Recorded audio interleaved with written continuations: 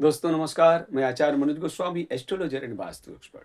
इसके पहले जो मैंने वीडियो डाला था, सीए बनने के लिए क्या ग्रह का मजबूत होना जरूरी है, कौन सा ग्रह देखना है, कौन सा घर देखना है। तो इसमें जो है कुछ लोगों का क्वेश्चन है कि और विस्तार पूर्वक बताइए। तो आज जो है मैं दूसरा वीडियो बना रहा हूँ, विस्तार पूर्वक समझिए।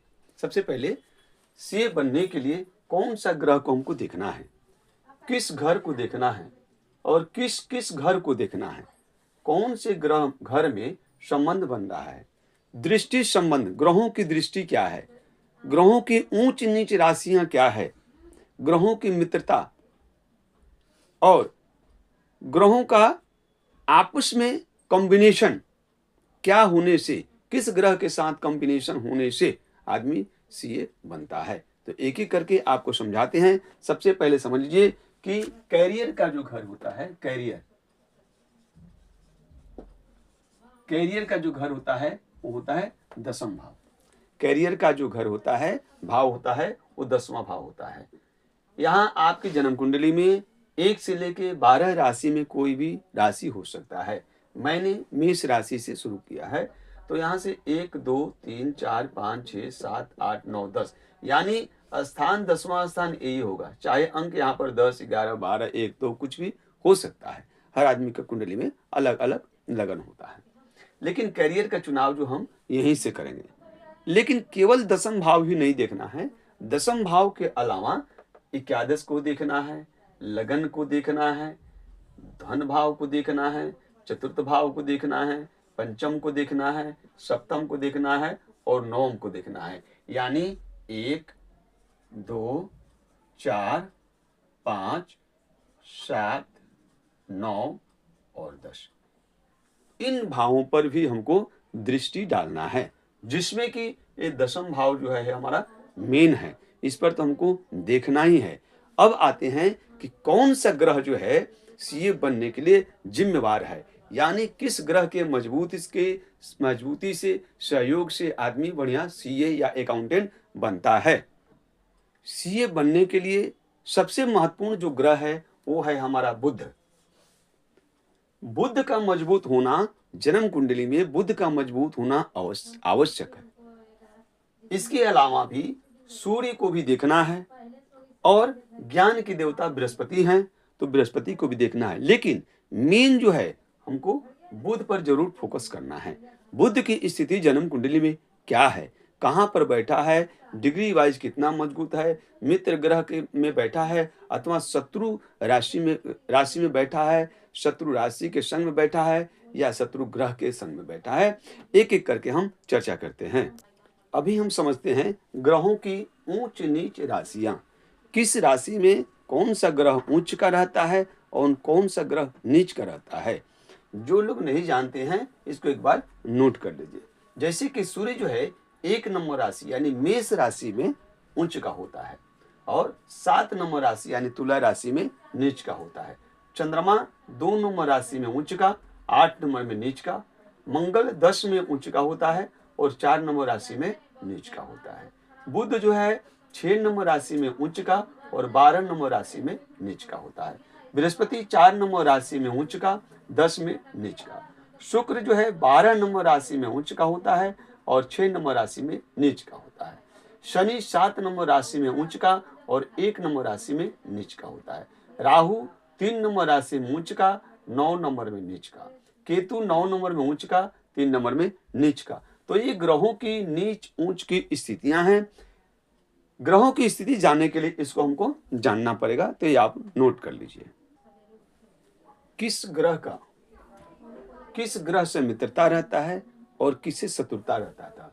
तो इसमें हमको सूर्य, बुध और बृहस्पति के बारे में हम आपको बता रहे हैं, क्योंकि इसमें इंपॉर्टेंट है बुध, सूर्य और बृहस्पति। तो सूर्य का जो मित्र ग्रह है चंद्रमा, मंगल, बुध, बृहस्पति, इनके संग में अगर बैठा है सूर्य, चंद्रमा, मंगल, बुध, बृहस्पति के संग में, तो समझिए कि मित्र ग्रह में बैठा है, अच्छा प्रभाव देगा। अगर शुक्र, शनि, राहु अथवा केतु के संग में बैठा है तो समझ लीजिए कि शत्रु के घर में बैठा है, शत्रु के पास में बैठा है, तो वहां पर अच्छा रिजल्ट नहीं मिलेगा। बुध ग्रह को समझ लीजिए, बुध एक नैसर्गिक ग्रह है। जो कि जिस ग्रह के संग में रहता है वैसा उसका प्रभाव हो जाता है। तो बुध ग्रह के चंद्रमा और मंगल जो है शत्रु ग्रह हैं। मित्र ग्रह इसके जो है शुक्र, शनि, राहु और केतु हैं। बृहस्पति सम में आता है, न शत्रु है न मित्र है। ठीक है, तो बुध ग्रह के लिए सबसे इंपॉर्टेंट बात है, बुध ग्रह के लिए मित्र ग्रह कौन से हैं? शुक्र, शनि, राहु, केतु। इनके घर में हो अथवा इनके संग में हो तो इसका प्रभाव अच्छा मिलेगा, बुध अच्छा रिजल्ट देगा। उसके बाद आते हैं बृहस्पति। तो बृहस्पति का जो है मित्र ग्रह जो है आपको सूर्य, चंद्रमा और मंगल है। बृहस्पति का मित्र ग्रह है सूर्य, चंद्रमा, मंगल। अच्छा, इसमें आपका शत्रु जो हो गया बृहस्पति का, शुक्र हो गया, शनि हो गया, राहु हो गया, केतु हो गया। ठीक है, बुध जो है इसमें सम ग्रह है, यानी न मित्र है न शत्रु है, सम ग्रह है। अब हम चर्चा करते हैं कि बुध मजबूत अवस्था में है कि कमजोर अवस्था में, कैसे समझेंगे?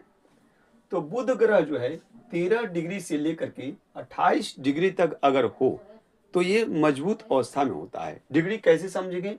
तो आपके जन्म कुंडली में डिग्री लिखा रहता है, अथवा आप मोबाइल में जन्म कुंडली कोई भी सॉफ्टवेयर से आजकल बना सकते हैं, देख सकते हैं, तो उसमें डिग्रियां लिखी रहती है।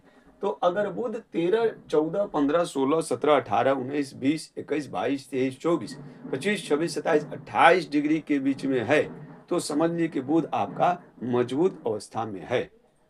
अगर इससे ज्यादा जैसे 29, 30 डिग्री का है, 1 डिग्री का है, 0 डिग्री का है, 2, 3, 4, 5, 6, 7, 8, 9, 10 डिग्री का है तो बुध आपका कमजोर अवस्था में है। अगर बुध कमजोर है तब जो है सीए बनने में आपको कठिनाई होगी, बार बार आपको ब्रेकअप आएगा, बार बार आपको परीक्षा देना पड़ेगा, इसमें संघर्ष कठिनाई ज्यादा होगा। लेकिन बुध अगर मजबूत अवस्था में है तो आप फर्स्ट क्लास 1 नंबर का सीए और जल्दी ही पास हो जाएंगे, जल्दी ही बनेंगे। तो इसलिए ग्रहों की स्थिति देखना आपको जरूरी है। इसके बाद हम समझते हैं कि ग्रहों की दृष्टि, कैसे ग्रहों की दृष्टि से संबंध बनता है, यानी एक दूसरे के कितने दूरी पर रहेंगे तो उनका दृष्टि संबंध बनेगा।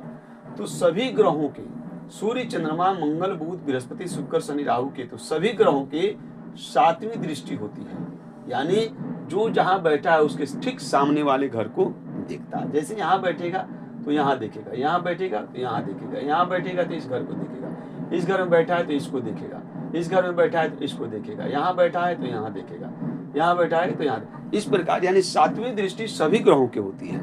लेकिन कुछ ग्रहों की अतिरिक्त दृष्टियां होती है, जैसे कि मंगल जो है 7वां के अलावा चतुर्थ और 8वें भाव को देखता है। जैसे मान लीजिए कि मंगल यहाँ बैठा है, ठीक है, तो मंगल तो 7वें भाव को देखेगा ही, उसके अलावा चतुर्थ भाव को भी देखेगा, 1, 2, 3, 4, ठीक है, 8वें भाव को भी दिखेगा, यहाँ भी देखेगा। तो उसी प्रकार बृहस्पति भी है, इनकी 3 दृष्टियां हैं, सप्तम के अलावा 5 और 9, यानी सप्तम भाव को देखेगा, उसके 5वें भाव को भी देखेगा और 9वें भाव को भी दृष्टि डालता है, देखता है। उसी प्रकार शनि के 2 घर अतिरिक्त दृष्टियां हैं, 3रा और 10वां, यानी तृतीय भाव और 10वां भाव को भी शनि देखता है अपने जहां बैठा है वहां से। राहु और केतु का भी दृष्टि विशेष दृष्टि है, 5म और 9वें भाव को भी देखता है, सप्तम के अलावा 5म और 9वें भाव को भी देखता है। ये सारी जो कुंडली देखने में आपको सहयोग आएगी, इसलिए आप नोट कर लीजिए। अभी तक हम लोग समझे जो है कि किस भाव को हमको देखना है, किस किस भाव को देखना है, दृष्टि संबंध, डिग्री सारे समझ लीजिए। अब हम आते हैं कि ये कैसे बनते हैं। तो देखिए, सूर्य और बुध का कॉम्बिनेशन हो अथवा केवल बुध भी मजबूत अवस्था में हो तो आप सीए बन जाएंगे। बुध जो है डिग्री बाई डिग्री आपको बता दिए। 10वें भाव में अगर बुध बैठा है अथवा दशमेश होकर के, यानी दशमेश का मतलब हुआ कि 10वें भाव का मालिक, जैसे कि यहाँ 10वें भाव में 10 नंबर राशि है तो इसका मालिक हुआ क्या? शनि। बुध नहीं हुआ, शनि हुआ। लेकिन शनि अगर आपका 11 में बैठा है अथवा लगन में बैठा है, धन भाव में, चतुर्थ भाव में बैठा है, यानी मेष राशि में हालांकि शनि नीच का हो जाएगा, लेकिन अगर दूसरी राशि ग्रह का हम देखेंगे तो ए भाव को देखना है, ठीक है। तो दसम भाव का स्वामी एकादश में बैठा हो, लगन में बैठा हो, धन में बैठा हो, चतुर्थ में बैठा हो, पंचम में बैठा हो या नवम में बैठा हो तो आपको सीए बनने में सहयोग देगा। बट बुध का उसमें संबंध बने, यानी इसके संग में बुध बैठा हो, यानी बुध अगर यहाँ बैठा हो अथवा बुध यहाँ बैठा हो तो बुध यहाँ बैठेगा तो सातवीं दृष्टि से इसको देखेगा, ठीक है। मान लीजिए हम दूसरी उदाहरण कुंडली लेते हैं, 1 नंबर राशि पर छोड़ करके दूसरी राशि को भी हम लेते हैं ताकि आप समझ सके।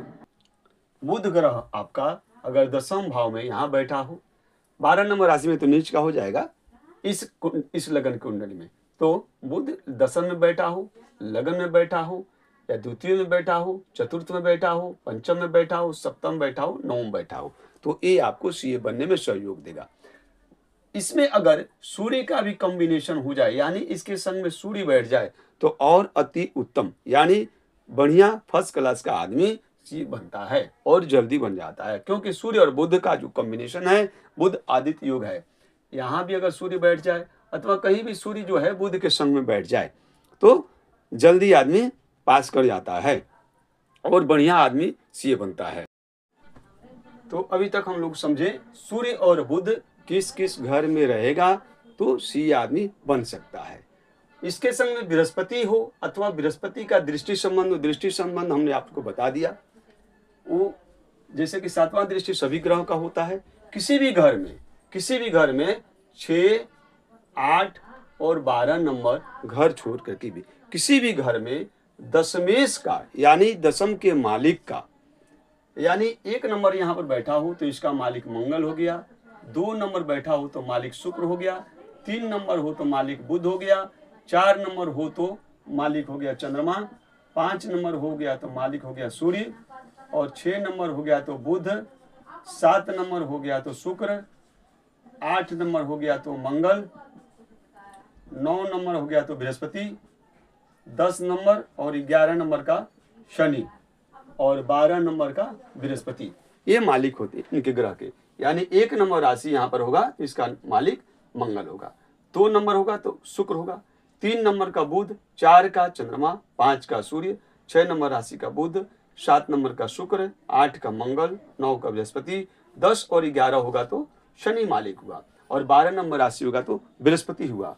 तो इनके मालिक अगर बुध के संग में कहीं भी बैठा हूं 6, 8 और 12 घर छोड़ करके तो आदमी सीए बनता है। अब जानिए कि कब बनेगा सीए, बनेगा तो कब बनेगा, यानी परीक्षा कब पास करेगा। आइए इसके जाने। सबसे महत्वपूर्ण बात यह है कि सीए कब बनेंगे, जन्म कुंडली के माध्यम से ये पीरियड कब आएगा, किस समय बनेगा। तो आप अपने जन्म कुंडली में देखिएगा विषुवंतरी दशा लिखा रहता है, विषुवंतरी दशा जन्म कुंडली में लिखा रहता है, अथवा मोबाइल के किसी भी सॉफ्टवेयर में आप अगर देखेंगे तो विषुवंतरी दशा आप निकाल सकते हैं, ठीक है। तो विषुवंतरी दशा में देखेंगे कि बुध का महादशा, अंतरदशा या प्रतंतर दशा हो, अथवा बृहस्पति का महादशा में अंतरदशा अथवा प्रतंतर दशा हो, या सूर्य का महादशा, अंतरदशा या प्रतंतर दशा हो। यानी बुध, बृहस्पति और सूर्य के दशा अंतरदशा में फाइनल होने के चांस रहते हैं। इसमें आपको दशमेश का दशा चल रहा हो, यानी दशम भाव में जो बैठा है राशि उसके स्वामी का दशा चल रहा हो, अथवा एकादशेश का, यानी एकादश स्थान में जो राशि बैठा है उसके मालिक का ग्रह दशा चल रहा हो, अथवा लगन में जो राशि है उसके मालिक का ग्रह दशा चल रहा हो, अथवा पंचम भाव में जो राशि बैठा है उसके मालिक का दशा अंतरदशा जन्म कुंडली में चल रहा हो, तो उस समय जो है आपको फाइनल रिजल्ट आने के ज्यादा चांसेस रहते हैं। तो ये जो है आप नोट कर लीजिए, बुध, बृहस्पति और सूर्य के दशा अंतरदशा प्रतंतर दशा में, अथवा दशम, एकादश, लग्नेश और पंचमेश के दशा अंतरदशा प्रतंतर दशा में आपके फाइनल रिजल्ट होने के ज्यादा चांस रहेंगे। तो इस प्रकार कुछ हमने आपको कॉम्बिनेशन बताया कि सीए बनने के लिए क्या क्या ग्रह का कॉम्बिनेशन होगा, किन किन ग्रहों पर आपको नजर डालना है। फिर भी अगर कुछ बात आपको समझ में नहीं आई हो, बात अधूरा हो, फिर आप कमेंट करें। कमेंट करने के लिए आप वीडियो पर कमेंट करें फ्री आप जानकारी के लिए। अगर व्हाट्सएप पर बहुत लोग जो मैसेज कर रहे हैं, तो क्या है कि व्हाट्सएप पर करने से आपको कंसल्टेंट फीस देना पड़ेगा। फ्री में जानने के लिए आप वीडियो पर कमेंट करें, आपको ज़रूर जवाब मिलेगा।